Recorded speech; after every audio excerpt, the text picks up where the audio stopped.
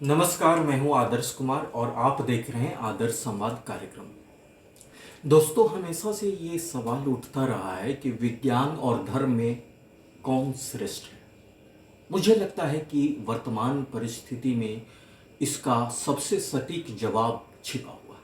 हम सभी जानते हैं कि कोरोना महामारी ने किस तरीके से पूरी दुनिया को चपेट में लिया हुआ है और ख़ास तौर से भारत में जो स्थिति है उससे हम आप सभी वाकिफ हैं।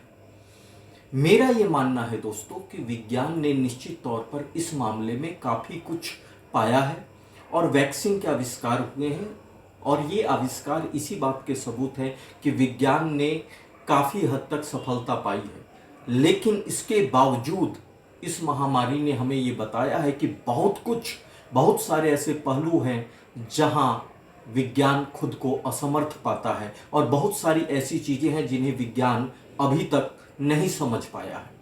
तो आखिर ये सवाल उठता है कि इतने दिनों बाद वैज्ञानिक तमाम आविष्कार हुए, इतनी क्रांति हुई, इतने एक से बढ़कर एक, जिसे अब आप कह सकते हैं कि तकनीकी प्रगति हुई, और इन सब के बावजूद एक महामारी ने जब कदम रखा दुनिया में तो पूरा विज्ञान जगत जो है वो सकते में था। तो आखिर क्या वजह है कि ये स्थिति उत्पन्न हुई?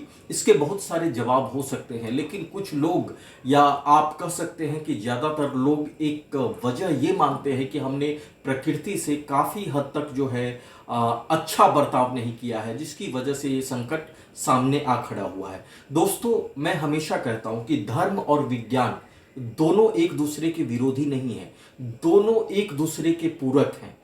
इसीलिए इस परिस्थिति में हमें धर्म और विज्ञान दोनों को साथ लेकर के चलना होगा। यानी एक तरफ आप टीके लगवाएं, सोशल डिस्टेंसिंग बरतें, मास्क लगाएं, लेकिन ठीक उसी समय उसके साथ साथ आप अपने मन को मजबूत बनाए रखें। मन कैसे मजबूत होगा?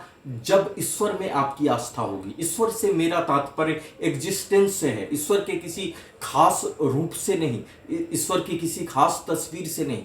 और जब आप प्रकृति में भरोसा रखते हैं, प्रकृति के प्रति अपनी कृतज्ञता रखते हैं, तो एक तरीके से आप स्वयं को प्रकृति के हाथों में सौंपते हैं और उसमें आपका भरोसा रहता है। और जब ये भरोसा कायम रखता है तो आप यकीन मानिए कि आप जीवन में बड़ी से बड़ी मुश्किलों का सामना कर सकते हैं। इसीलिए इस परिस्थिति में आप धैर्य बनाए रखें, साहस बनाए रखें, सूझबूझ का परिचय दें, विवेक का दामन थामे रहें और कुल मिलाकर के विज्ञान और धर्म को साथ लेकर के इस परिस्थिति में मजबूती के साथ आप खड़े हों।